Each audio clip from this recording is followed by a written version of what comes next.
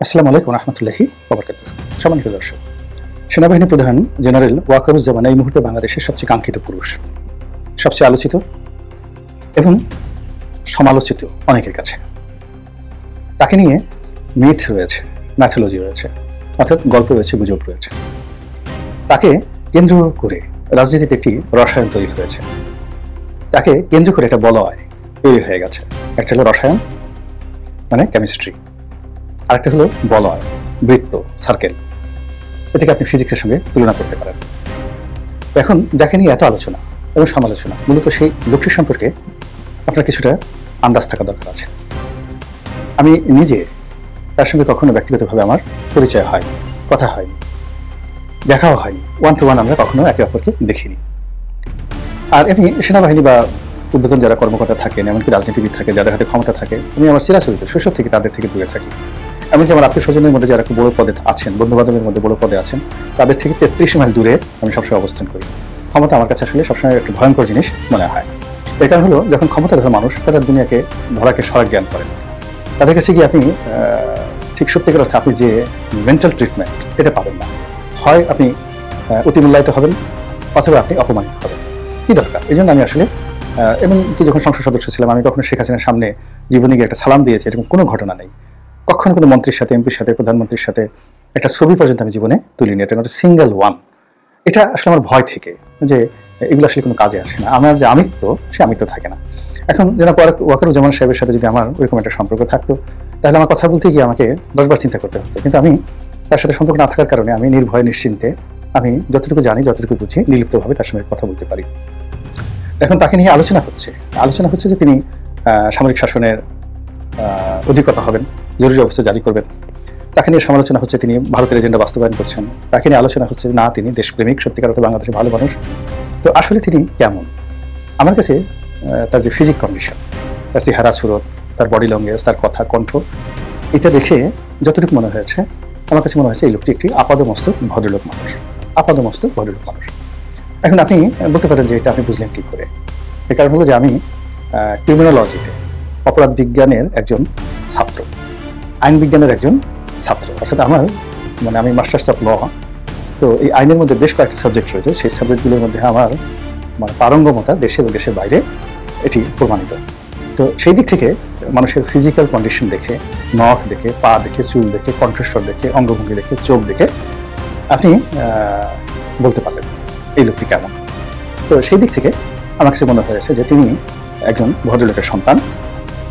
তার পিতা ভদ্রলোক, তিনি ভদ্রলোক, তারপরে তার মা ভদ্রলোক, এবং যতটুকু জেনেছি তার বাবা মা সম্পর্কে আমি জানি না, তবে তার শ্বশুর জেনারেল মোস্তাফি, যিনি সাবেক সেনাপ্রধান ছিলেন, তিনি আপাতমস্তক একজন বীর পুরুষ ছিলেন, ভদ্রলোক ছিলেন। ফলে তার যে স্ত্রী, তিনিও সঙ্গত কারণে ভদ্রলোকের কন্যা। এটা সহজে বোঝা যায়। এই কথাগুলো কেন বললাম? যে ক্ষমতা দখল করার জন্য কিছুটা অভদ্র হতে হয়, তারপরে ক্ষমতা পাওয়ার জন্য কিছুটা লালায়িত থাকতে হয়, লোভ থাকতে হয়, লালসা থাকতে হয়, কামনা থাকতে হয়, বাসনা থাকতে হয়। তো যারা নিখাত ভদ্রলোক মানুষ, তারা আসলে এই ধরনের ঝুঁকি নিতে চায় না। কাজেই জনাব ওয়াকারুজ্জামানকে নিয়ে যারা স্বপ্ন দেখছেন যে তিনি ত্রাণকর্তা হিসেবে আসবেন, তো তাদের নিরাশ হওয়ার জন্য যথেষ্ট যোগ্যতা জনাব ওয়াকারুজ্জামানের পারিবারিকভাবে আছে। তার যারা বন্ধু, তাদের কাছে জিজ্ঞেস করে দেখতে পারে যে এই লোকটা কোনোদিন একটা মুরগি জবাই করেছেন কিনা, এই লোকটা কোনোদিন কোনো হরিণ শিকার করেছেন কিনা। অনেক দেখা যাচ্ছে যে আর্মি কর্মকর্তা জিওসি হিসেবে দায়িত্ব পালন করেছেন পার্বত্য চট্টগ্রামে, শিকার করে তাদের নেশা। তো তারা শিকার করে। তো এই লোক কয়দিন বন্দুক দিয়ে গুলি করে কয়েকটা বাঘ মারাতে দূরের কথা, কয়েকটা হরিণ মেরেছেন, কয়েকটা শিয়াল মেরেছেন। গিয়ে দেখেন, আমার বিশ্বাস ওনার চেহারা স্রোত ইন্ডিকেট যে তিনি এই ধরনের শিকার গোলাগুলি পছন্দ করেন না। 2 নম্বর হলো যে তার শরীর দেখে মনে হয় যে তিনি ভোজন রসিক, খাওয়া দাওয়া পছন্দ করেন। যারা খুব ভোজন রসিক হন, তারা রুক্ষ হতে পারেন না, তারা আমোদে হন, প্রমোদী হন। এবং পৃথিবীর যত এই দেখবেন যে যারা সামরিক অভ্যুত্থান ঘটিয়েছে, গেরিলা যুদ্ধ করেছে, নিষ্ঠুরতা চালিয়েছে, তাদের সবারই একটা পেটানো শরীর ছিল, রুক্ষ শরীর ছিল। তাদের চোখের দিকে তাকালে আপনার অন্যরকম একটা রুক্ষতা আপনি দেখতে পেতেন। ফলে তারা ঝুঁকি নিয়েছে, যে ধরনের কর্মকাণ্ড করেছে। তো সেই দিক থেকে ওয়াকারুজ্জামানের যে শরীরটি, এটি একটি বিলাসী শরীর, আমোদের শরীর। তিনি সঙ্গীত পছন্দ করেন, তিনি কথায় কথায় কোরআনের উদ্ধৃতি দেন, হাদিসের উদ্ধৃতি দেন। তো এগুলো হলো নরম মনের অধিকারী। সে তো যারা নরম মনের অধিকারী গিয়ে দেখেন যে তিনি হয়তো বিটোফোনের সঙ্গীত শুনেন, তিনি আয়ুব বাচ্চুর সঙ্গীত শুনেন, এটা বোঝা গেল যে তিনি যে সময়টাতে এই বিপ্লব ঘটাবেন আগস্ট মাসের আগে যে সেনাবাহিনীর সাথে একটা বৈঠক, ওখানে তিনি আয়ুব বাচ্চুর দুটো গানের উদ্ধৃতি দিয়েছিলেন। আমি অত গান শুনি না, তো সেই গানের একটা ছিল আর বেশি কাদালে উড়াল দেবো আকাশে, মানে আমার কাছে বেশি জ্বালাঝালি করো আমি কিন্তু চলে যাব। তো এটা ছিল তার আগের কথা। 2 নম্বর হলো যে আমি তো প্রেমে পড়িনি, ওইটার এমন একটা শব্দ, মানে আমি তো এই কাজটা আসলে করতে চাইনি, এই কাজটা আমাকে পরিস্থিতি আমাকে কমপ্লাই করেছে, এটা নিয়ে আমি আলোচনা করব। তো সেদিক থেকে তিনি সঙ্গীত প্রিয় মানুষ, হয়তো তিনি বিসমিল্লাহ খানের সানাই শুনতে পছন্দ করেন, বিটোফেনের সঙ্গীত শুনতে পছন্দ করেন। তারপরে তিনি পণ্ডিত রবিশঙ্করের, আকবর আলী খানের, উস্তাদ বড় গোলাম আলী খানের যে সঙ্গীত, এটি হয়তো তাকে ভীষণভাবে আন্দোলিত করে, rather than Genghis Khan Hulagu খানের ইতিহাস তাকে যেভাবে আন্দোলিত করে। তো কাজেই তিনি একটা বিপ্লব ঘটাবেন, তিনি একটা সামরিক শাসন জারি করবেন, তারপর শেষে মার্শাল ল চালাবেন, এটা হয় না, মানে এটা মিলে না। তার একটা উদাহরণ দেখি যে এই যে মঈনুদ্দিন সাহেব ছিলেন, মঈনুদ্দিন সাহেব, তার হাতে কিন্তু একটা অপরন্ত সুযোগ ছিল, কিন্তু তার বডির দিকে তাকিয়ে দেখেন, তার বডিটা কিন্তু কর্নেল তাহারির মতো নয়, তার বডিটা জেনারেল জিয়াউর রহমান সাহেবের মতো নয়, ইভেন এরশাদ সাহেবের মতো নয়। আপনি এরশাদ সাহেবের দিকে দেখেন, তিনি ক্ষমতা গ্রহণ করেছিলেন, ভীষণ রকম পেটানো একটা শরীর, এবং তিনি একের মরার আগেও যেভাবে চলতেন, তার হাতের তার সাথে আপনি হ্যান্ডশেক করতেন, আপনি দেখতেন যে ভীষণ শক্তিশালী একটা হাত। তো এরকম ফলে তিনি ঘটনা ঘটিয়ে দিয়েছেন। আপনি যদি জেনারেল আবুল মঞ্জুরের ঘটনা দেখেন, কিংবা জিয়াউর রহমান সাহেবকে অন্যান্য যারা হত্যাকাণ্ডের সাথে অংশগ্রহণ করেছেন, তাদের সবার শরীরের দিকে তাকান, পেটানোর শরীর। কিন্তু সেই দিক থেকে যদি আপনি জেনারেল আজিজের চেহারা দিকে তাকান, আমরা এমনি মিস্টার আজিজকে টার্গেট করে গালাগাল করেছি, কিন্তু একটা আমোদের শরীর, ফ্রেন্ডলি, হ্যাঁ, তারা পরিবারকে পছন্দ করেন, ভাইদেরকে, তার দুনিয়া ছিল জেনারেল আজিজের ভাই, সে ভাই। তারপরে ওই যে মেয়র আনিসুল হক ছিলেন, তার এক ভাই ছিলেন সেনাবাহিনীর প্রধান, তার শরীরের দিকে তাকান, ওটা একটা আমোদের শরীর। আবার এর আগে যিনি ছিলেন শফিউদ্দিন সাহেব ছিলেন, ওরকম পেটানো শরীর, ভদ্রলোক মানুষ, শেখ হাসিনা তাকে ভাত খেতে দিয়েছেন, মানে সেনাবাহিনীকে ভাত খেতে দিয়েছেন, তিনি বিভিন্ন রকম কৃতজ্ঞ যে আগে সেনাবাহিনীকে 3 বেলা খেতে দেওয়া হতো না, শেখ হাসিনা কি দয়া করেছেন। তো এই মন মানসিকতা দিয়ে আসলে মার্শাল ল হয় না। তো সেই দিক থেকে যারা জেনারেল ওয়াকারুজ্জামানকে নিয়ে চিন্তা করছেন, মার্শাল লর কথা চিন্তা করছেন, আমার কাছে এটা হিসাবে মিলে না। এই গেল এক। দ্বিতীয়ত হলো যে তার এই যে এই সময়টির সঙ্গে জেনারেল নুরুদ্দিন খান, যিনি একসময় সেনাপ্রধান ছিলেন, তার সঙ্গে আমার কেন জানি তাকে খুব ভীষণ রকম তার অন্তর্মিল খুঁজে পাই। জেনারেল নুরুদ্দিন খানের সঙ্গে আমার ঘনিষ্ঠ সম্পর্ক ছিল, ভীষণ রকম ঘনিষ্ঠ সম্পর্ক ছিল, এবং তিনি কতটা উচ্চমানের ভালো মানুষ, আমি একটা ছোট উদাহরণ। ইন 1980 কোন সালে, মানে তিনি তখন সেনাপ্রধান, আমার সালটা ঠিক মনে নেই। তো আমি ব্যবসা বাণিজ্য শুরু করার পরে আমি একটা প্রতিষ্ঠানে হঠাৎ করে বিপদে পড়ে গেলাম, প্রাইভেট বড় মাল্টিন্যাশনাল কোম্পানির একটি মালিক, চেয়ারম্যান। তো তিনি ভীষণ জেদি, কারো কথা শুনেন না। এখন আমার সাথে তার যখন একটা বিরোধ হলো, আমি সঠিক ছিলাম, কিন্তু তাকে বোঝানোর মতো ক্ষমতা আমার ছিল না। আর বাংলাদেশে কেউ তাকে গিয়ে যেটা কথা বলবে, সে এত শক্তিশালী ছিল, তার কারো সুপারিশ সে শুনতো না, ভীষণ রকম খেপাটে।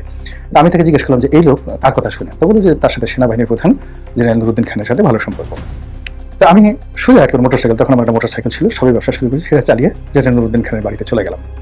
তখন ঘন ঘন কারেন্ট যেত, তো নুরুদ্দিন খান সাহেবের বাড়িতে গিয়ে একেবারে সোজা গেটে গিয়ে বললাম, ভিতরে খবর দেন রনি আসছে। তো যাই হোক, সম্ভবত রনি কমন নেম, তার কোনো আত্মীয় স্বজনের কারো ছেলের নাম রনি আছে। তো উনি বললেন যে ওকে ড্রয়িং রুমে বসতে বলো। আমাকে লোকজন নিয়ে ড্রয়িং রুমে বসালো, সেনাপ্রধানের ড্রয়িং রুমে। আপনি বুঝতে পারেন ব্যাপারটা, রাতে তো কারেন্ট নাই, উনি একটা চার্জার লাইট নিয়ে, এই রনি বাবা কেমন আছে বলে আসে আমার মুখের সামনে চার্জার লাইট ধরে উনি একটা আত্মীয় উঠলেন, আরে তুমি কে? আমি বললাম যে স্যার আমার নাম রনি। তুমি তো, আমি মনে করছি আমার আত্মীয় রনি, তো তুমি কেন আসছো? অনেকটা ভয়, মানে অনেকটা মানে আশ্চর্য হয়ে গেছে, সারপ্রাইজ, পুরো বাসা খালি, কেউ নাই, ড্রয়িং রুমের মধ্যে আমি একা। তো আমি বললাম যে স্যার আমি আসলে এই সমস্যার জন্য আসছি আপনার কাছে। তিনি বললেন যে তুমি কি করে বিশ্বাস করলে যে তোমার সাথে আমার কোনো পরিচয় নাই, জানা নাই, শোনা নাই, তুমি আসলে আমি কাজটা করে দেবো? আমি বললাম যে স্যার আমি জানি আপনি ভালো মানুষ, আমিও ভালো মানুষ, দুজন ভালো মানুষের সঙ্গে সম্পর্ক আল্লাহর রহমতে এমনি হয়ে যায়, আল্লাহ এই সম্পর্কটা করে দেয়, আমি এই ভরসা নিয়ে আসছি। দ্বিতীয়ত হলো আমি যে বিষয়টা নিয়ে আসছি এটা জেনুইন, এটি আমার জন্য জীবন মরণ সমস্যা, আপনি একটা টেলিফোন করলে বা বিকলম লিখে দিলে আপনার কোনো ক্ষতি হবে না, আপনি আমার কাছে ঘটনাটা শুনুন, এই এতটুকু আবেদন নিয়ে আসছি। হি ওয়াজ সো ইমপ্রেসড। তিনি বললেন বাবা তুমি বসো। তারপরে আমাকে নাস্তা খাওয়ালেন, আমার সব কথা শুনলেন এবং আমার কাজটি করে দিলেন, এবং তারপর থেকে ওনার সঙ্গে আমার অনেক দিন নিদারুণ সম্পর্ক ছিল। পরবর্তীতে সেই সম্পর্কটা উনি যেই মুহূর্তে অ্যাক্সিডেন্ট করলেন, মন্ত্রী হলেন, আওয়ামী লীগ সরকারের মন্ত্রী হলেন, তখন থেকে আমি আসলে তার সাথে দূরত্ব বজায় রেখেছি, ওই কারণে যে যেরকম ক্ষমতাধর লোকদের সাথে আমার আসলে ভয় লাগে। এনিওয়ে, তো সেই দিক থেকে জেনারেল নুরুদ্দিন খানকে আমি যেভাবে দেখেছি, তার অনেক সুযোগ ছিল, আওয়ামী লীগের মন্ত্রী হিসেবে, জ্বালানি মন্ত্রী হিসেবে তার অনেক সুযোগ ছিল, তারপর সেনাপ্রধান হিসেবে তার অনেক সুযোগ ছিল, তিনি নিজেই প্রেসিডেন্ট হতে পারতেন, কিন্তু তিনি সেই সুযোগটা গ্রহণ করেননি। তো জেনারেল ওয়াকারুজ্জামান এবং নুরুদ্দিন খান, আপনি যদি পাশাপাশি দুজনকে বসান আপনি দেখবেন তাদের চেহারা, সুরত, বডি ল্যাঙ্গুয়েজ সমস্ত কিছুর মধ্যে একটা সিমিলারিটি আছে, এমনকি পারিবারিক যে ট্র্যাডিশন তার মধ্যেও কিন্তু আপনি অন্তর্মিল খুঁজে পাবেন। তো সেই দিক থেকে জেনারেল ওয়াকারুজ্জামানকে নিয়ে যারা চিন্তা ভাবনা করছেন যে তার দ্বারা একটা কিছু নিষ্ঠুর কিছু একটা হবে, নির্মম কিছু একটা হবে, কঠিন কিছু একটা হবে, এটা আমার কাছে মনে হচ্ছে না। এগুলো এক। 2 নম্বর হলো নিয়তি। নিয়তি হলো এমন একটা বিষয় যে জিনিসটি চায় না, নিয়তি তার পিছিয়ে সেই জিনিসটি ঘুরতে থাকে। আমি নিজে বিশ্বাস করেন কোনোদিন ধনী হতে চাইনি, কোনোদিন ব্যবসা করতে চাইনি, একেবারে ছোট একটা বিসিএস চাকরি করবো বা সেনাবাহিনীর একটা চাকরি করবো, বড়দের একটা মাল্টিন্যাশনাল কোম্পানিতে। আমার টার্গেট ছিল জাতিসংঘে চাকরি করা অথবা ব্রিটিশ আমেরিকান টোবাকো কোম্পানিতে চাকরি করা, এরকম একটা চাকরি করবো। ঢাকা শহরে একটা অ্যাপার্টমেন্ট থাকবে, ছোট্ট একটা গাড়ি থাকবে, 2 ছেলে মেয়ে থাকবে, সাধারণ একটা চিন্তা চেতনা। ব্যবসা বাণিজ্য, আমার আব্বা ব্যবসা করতেন, বেশ বড় ব্যবসা করতেন এবং তাকে তিনি ওভার ট্রেডিং করতেন। ওভার ট্রেডিং করার কারণে অর্থাৎ তার যা টাকা তার সাথে বেশি টাকার ব্যবসা বাণিজ্য করতেন, ফলে তার ব্যালেন্স শিট কখনো মিলত না, অলওয়েজ তিনি একটা অস্থিরতার মধ্যে কাটাতেন। তো এটা আমার ভালো লাগতো না যে একদিকে পাওনাদার বসে আছে, আবার তিনি যার কাছে টাকা পাবেন তাদের সাথে চিল্লাফাল্লা করছে, সব মিলিয়ে একটা টেরিবল অবস্থা। তো এখন এই যে অবস্থা, সেই অবস্থার কারণে আমার কাছে মনে হয়েছে আমার ব্যবসা বাণিজ্য করবো না, কিন্তু নিয়তি আমাকে এই ব্যবসার দিকে নিয়ে আসছে।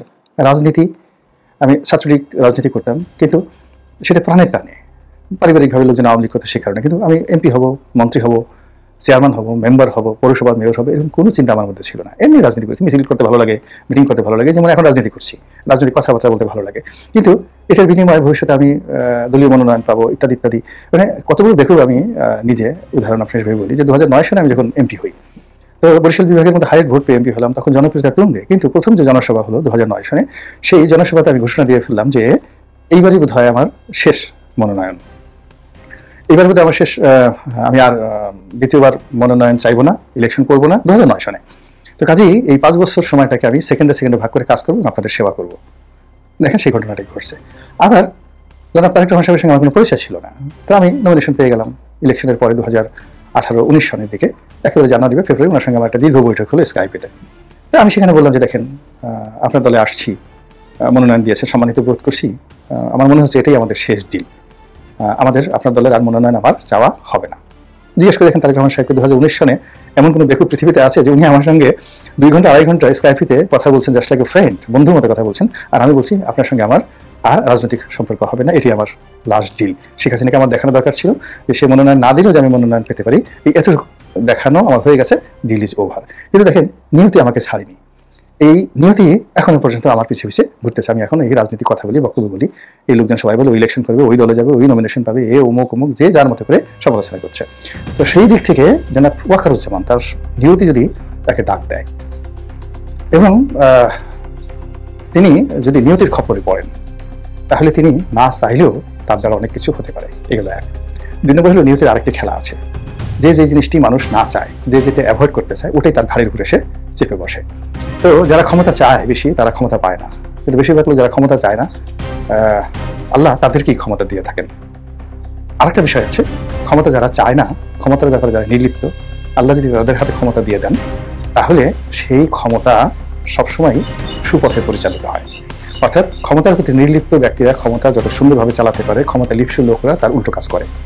তো কাজেই জনাব ওয়াকারুজ্জামানের ফিজিক কন্ডিশন, বডি ল্যাঙ্গুয়েজ সবকিছু মিলিয়ে যায় না তার সাথে। আবার নিয়তি যদি তাকে ডাক দেয়, তিনি যদি সে নিয়তির খপ্পরে পড়ে যদি ক্ষমতা এসে যান, তাহলে যা বললাম তার যে স্ট্রাকচার, ক্যারিকেচার, মন মানসিকতা, চিন্তা চেতনা, সেক্ষেত্রে ভালো হওয়া ছাড়া মন্দ হওয়ার কোনো সম্ভাবনা নেই।